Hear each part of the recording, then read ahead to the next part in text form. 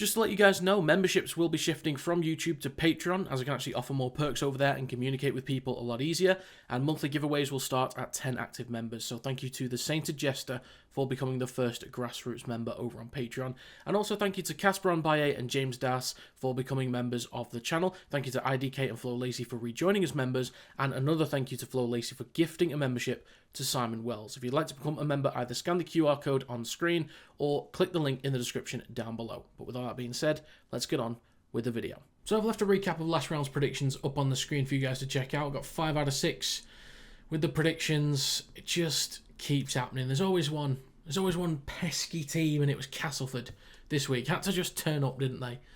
Once in a blue moon. Let's get on with the first game of this week. Kicking things off for round 26, we have the Leeds Rhinos taking on Catalans Dragons. Starting with form, Leeds have won 5 in their last 5 games. Catalans have won 2 in their last 5 games. Now, Leeds weren't at their best against Huddersfield. I think we can all really agree with that, but based on recent performances, I'm not too worried about Leeds. It might have just been a blip. Slight off day offensively, but defence was still completely fine. Now, Leeds' forward pack, I think, should be way too much for Catalans this week. Catalans, they've got big bodies, but not much of an impact. And I think in terms of player availability, I believe Maria is out, not just because of the red card, but for penalty points. So I think Maria is out. Da Costa at 9, I believe, also had a suspension as well, and Pangai Jr. is also out. So their biggest body is unavailable. He's not had much of an impact as well this season, but I think given the guys that are left over, they're going to be slightly depleted up front, and with the guys left over, I don't think they'll be able to really compete with Leeds this week. Big bodies, but not much of an impact, as I said. So Leeds could honestly dominate through the middle for the full 80 minutes. Now, Catalans, they've conceded 21.6 points per game in the last 5, only scoring 17.4 points per game. Now, the disparity doesn't sound too much, but those stats are helped out significantly by the win that they had, like the dominant win that they had over Castleford a couple of weeks back. And if you look at 4 of the recent teams that they played against, they're 4 of the worst sides in the comp. So that includes Salford, Castleford, Huddersfield and Warrington. And they only looked good for 1.5 of those games. So it's not a great sign. They've not been a good team recently, or even all season, to be fair. Now, Leeds have conceded 5.2 points per game in their last 5 on average. 5.2. And they've scored 34.8 points per game in their last 5. I expect constant offloads from Leeds. They've been doing it. You know, they did it a lot throughout the season, but they've done it even more so, just constantly getting offloads. It's bringing Newman into the game a lot more, and I think Newman's hitting his best form of the season. It's bringing Miller into the game even more. I think he's the most in form in the comp right now. He's up there with... I'd say he's up there with Lachlan Lamb right now, but I just give it towards Miller in terms of form. But he's going to be huge in those second phases. I'm not sure what the deal is with Jake Connor. I don't know if he was just rested midway through the game against Huddersfield or if he's going to be missing this one. Even whether he is or isn't playing, I still trust Leeds to dominate up front, get a bunch of offloads, do loads of damage in the second phase, create constant line breaks out wide, and just really restrict and suffocate Catalans inside their own territory. I think they'll be completely fine. So for predicting this one, I'm going to go with Leeds Rhinos 36, Catalans Dragons 6. Next up, we have the Wigan Warriors taking on Castleford Tigers. Starting with form, Wigan have won 4 in their last 5 games. Castleford have won 1 in their last 5 games. First of all, I think a major advantage for Wigan in this, there's a bunch of different things to go into, but one in particular as it relates to Castleford is pitch dimensions. I think we look at, if you look at Hull FC and Huddersfield's pitches, they're football grounds typically, and I think they're slightly shorter than 100 metres. Castleford, I think, is even shorter than theirs and is the shortest in the comp. So being at home, they might feel less restricted. They might feel there's less ground to make up, which there is. But with a longer pitch that Wigan's got, and the kicking that they've got from Smith, that'll be huge in terms of pinning Castleford back and really suffocating them inside their own territory. I think they've got much more size, Wigan. They've got much more size in their pack compared to Castleford's. Cass have been pinned back a lot this season, and I think they could be pinned back a lot in this game as well. A lot like what Wigan were able to do against Wakefield a few weeks back at their ground. So at Wigan's ground, just to specify.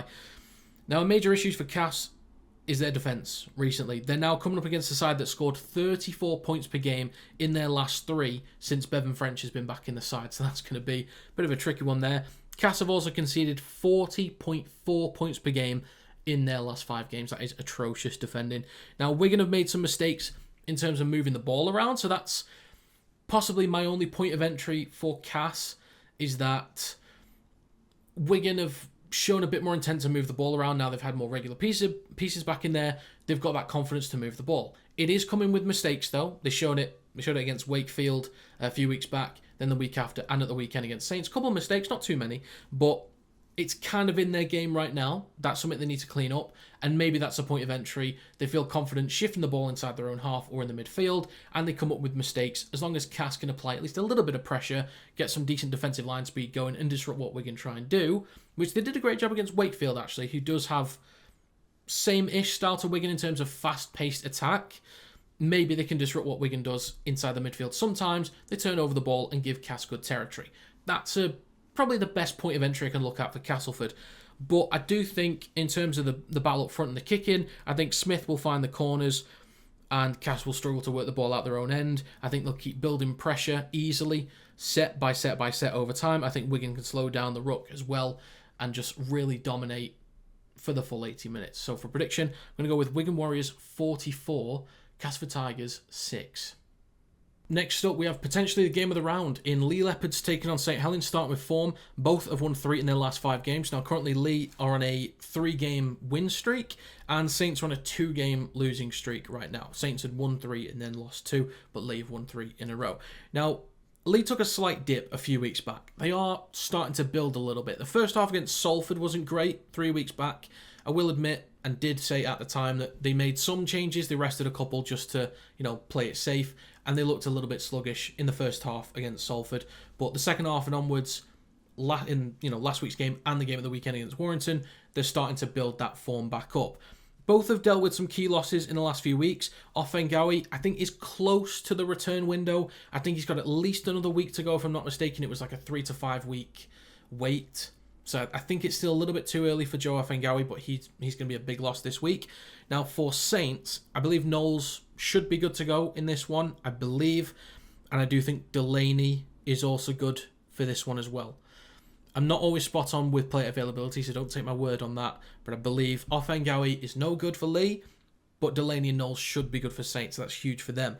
Now, Saints win the forward battle, in my opinion. Even with Offengawi in there, he makes it close, and Knowles and Delaney missing. I still think it leans slightly towards Saints, but with that player availability, I still lean towards Saints up front. So Leigh really need to focus on moving the ball to the edges. That's something that I spoke about with, an example of that was Hull FC versus Hull KR at the weekend. Or even Leeds against Hull KR.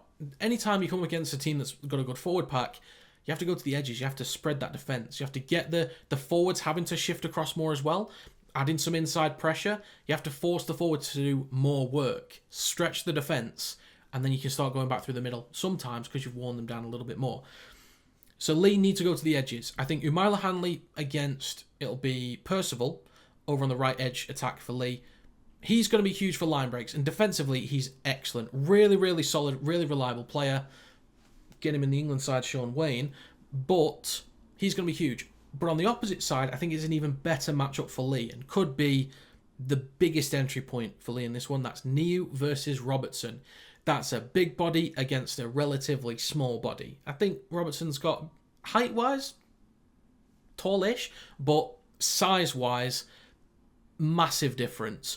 So if they can get Niu on a 1v1 against Robertson, given the difference in experience and size, it could be a rough day for Robertson. But we'll see how he handles himself. If he can handle himself in a game like this against an opponent like Tessie Niu, fair play to the young lad. But I think that could be the biggest point of entry. Now, Saints' attack does still need a little bit of work. It is kind of getting there bit by bit. It still needs work. Versus a Leigh defence, it will be tough. They've only conceded 12.8 points per game in their last 5. I think Saints' kicking is going to be important this week. I think they've done a good job with their kicking. And again, I'm still going to reference Hodgson. If I remember correctly, he was clean against Warrington, but still a few times in the past few weeks has a few too many errors in his game at the moment, so that could be a problem. But can Saints complete sets? That's been one of their biggest issues recently. Can they complete sets, or will they turn the ball over in the midfield? That was a major issue. I think it was against Hull FC, it was an issue, and even against Wigan at the weekend, it was a major problem as well.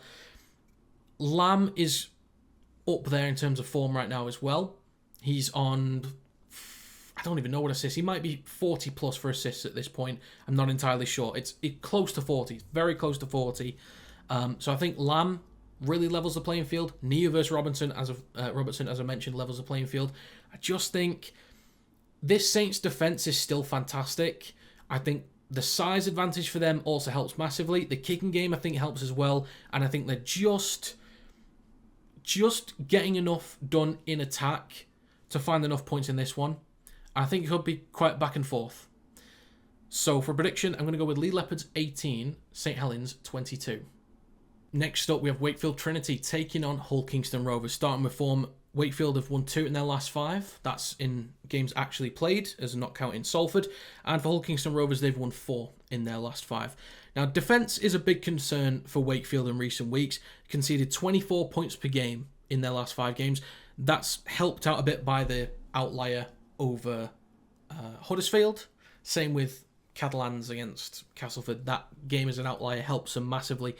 Now, Hull KR's defence has conceded 10.4 points per game. The game against Leeds makes that a little bit worse than it could be, but 10.4 is still ridiculously good in defence.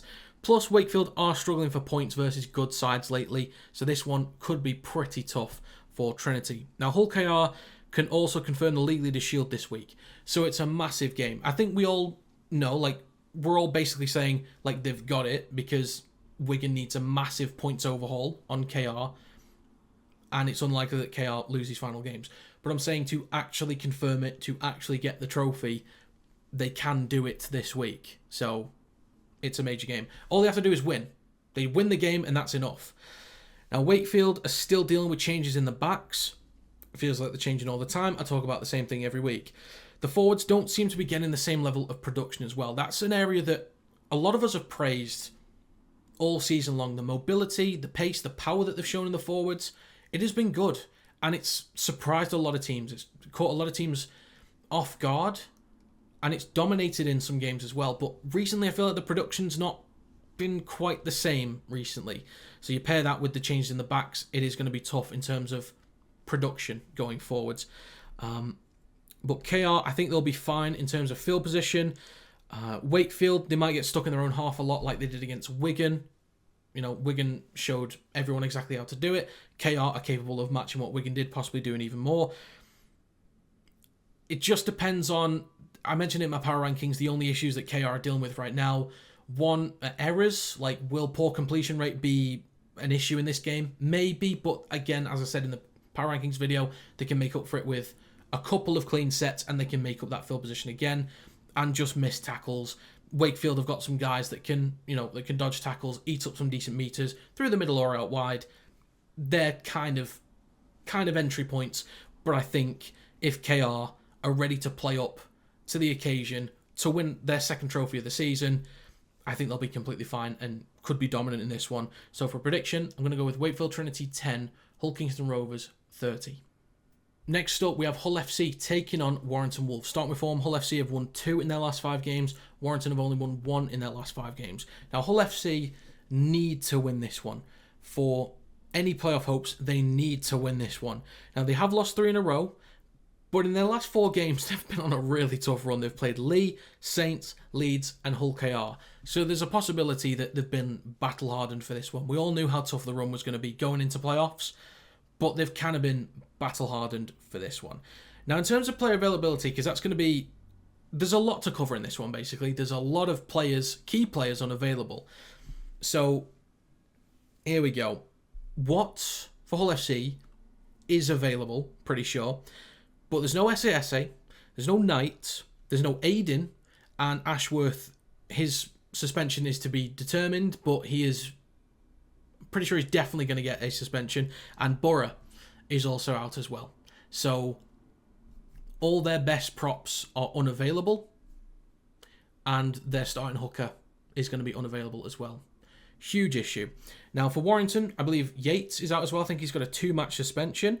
Hayes also broke his arm at the weekend against Leigh. It just isn't going well for him this year. Not sure where Williams is at. I don't actually have a single clue what the deal is with Williams right now. So if he's fine, he just goes straight back in at number 6 next to Mark Sneed in the halves. But I don't think they'll elevate or promote, I should say, any of the young lads, which I think Warrington would like to do, but the reserves are playing in a grand final next. Warrington Wolves are in a grand final this year. You heard it here. But yeah, they don't want to take those pieces out. We might see the likes of Wood getting some minutes, Thomas getting some minutes again, maybe McKinney, we'll see, but Warrington and now Hull FC will be very, very light in the forwards.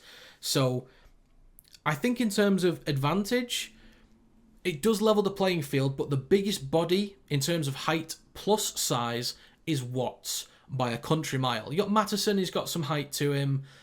Some of the blokes have a bit of size here and there. Good runners like Philbin, for example, he's one of the strongest runners that I've ever seen in the game, but impact isn't quite there. So Watts is going to be the biggest body on the field by a long way. There's no Rapiner as well for Hull FC. There's no Rapiner. So at least they've still got Hardacre, Caesar, Cust and Martin. They can all contribute individually. Guys like Davy Litton as well. I think down the left edge with Caesar, Lane, Litton and Martin, they've got a bit of consistency down that edge, so they could produce some stuff over on that side of the field. And that's against Warrington's weakest edge defence, in my opinion, the right edge defence. Now, Hull FC are not good at home, but given that they've still got enough pieces there, I think Warrington's pack is still very light. Their attitude has been poor. And the fact that Hull FC need to win this game, Warrington's got nothing else to play for at this point. I think the crowd's going to get behind them. They absolutely need the 2 points, and I think they'll just have enough energy compared to what Warrington's been providing in the last few weeks, and that's it. Warrington might want to show up and upset their playoff chances, but they just don't look like they care right now. So for a prediction, I'm going to go with Hull FC 24, Warrington Wolves 18. Finally for this round, we have Huddersfield Giants taking on Salford Red Devils. Starting with form, Huddersfield have won 2 in their last 5 games. Salford have won just 1 in their last 5 games. Now the Giants, they've been able to beat poor sides recently, Catalans and Warrington, but against strong sides, they're way off. They've conceded 42 points per game in their 3 recent losses. That is awful defensive work from them. Now Salford, they've made some slight improvements recently on their side because they've actually been able to bring a consistent side. The backline's been fairly consistent. It was Connell, Gorman, who was then replaced by Masters when he was available, Derbyshire and Chimambe. So they've had a bit of consistency in their backs. The halves as well has been Milnes and Mellor for a couple of weeks as well. Walker's getting a few more reps in there with training and regular minutes in Super League again. And then the forwards. They've been able to bring a regular group of forwards. Ruin, who I knew nothing about, even when they were rotating in a bunch of kids. I don't even know if he was part of their reserves or where he's from. I actually hadn't heard of him before, but he's looked pretty solid in the back row over on the left edge for Salford. But there'll be a major miss with Logan Lewis through the middle. Fortunately, they've still got their main man, Justin Sangare, who's their biggest asset up front. So as long as he's available, that's fine for Salford. But taking somebody out like Lewis, who's been a regular in the past few weeks, solid defensively, gets stuck in, brings a lot of energy, could be a big miss. I think he's on a 3-match suspension. So there will be a major size advantage for Huddersfield. With the guys they've got up front, there'll be a major size advantage. And I think the edges for Huddersfield as well, they've looked better recently, even though defensively they've not been great, but in possession, they've looked better at gaining ground out wide. So that's a huge advantage for them. Now, I do think both will bring energy to start. We've seen the past few weeks, Salford has started with energy. They've even put up points first in games recently too. Huddersfield, again, they're also a side that typically starts well. It's the second half they tend to drop off. So it might be a case of both bring the energy. I trust Huddersfield to put the points up first because of overall size and player availability. But I do think that Salford have the ability to stay within reach, stay within the game. Maybe they'll answer back soon after conceding early against the Giants. I think there's enough consistency and enough quality in Salford to be able to match Huddersfield in parts. Just in parts throughout the game. You look at some of the attacking threats for Huddersfield, though. You've got Greenwood in the forwards. I think he's been fantastic this year. You've got Gagai, whether he's had to play at fullback or on the wing, or I think sometimes at centre as well. He's been shifting edges a little bit during games. I think Gagai's been a huge asset for them this season. And of course, Flanagan has been massive, and I think he'll be huge in getting a lot of line breaks. So we'll have to see. I think Milne's kicking game can help help to push Huddersfield back a little bit, but I think it's guys like Gagai and Flanagan in particular that can find those line breaks to just march down the field and get Huddersfield out of trouble, and of course the forward pack as well. So for a prediction in this one, I'm going to go with Huddersfield Giants 24, Salford Red Devils 10. So there you have my Super League Round 26 predictions. If you guys have your own, do let me know in the comments section down below. But as always, if you enjoyed, feel free to leave a like. It does help to get the video out there to more people. Subscribe to the channel to stay up to date with more Kinetic Rugby League content. And if you'd like to become a member, you can do by either scanning the QR code on screen now or clicking the link in the description down below. But that's going to be it. Thank you very much for watching, and I will see you next time.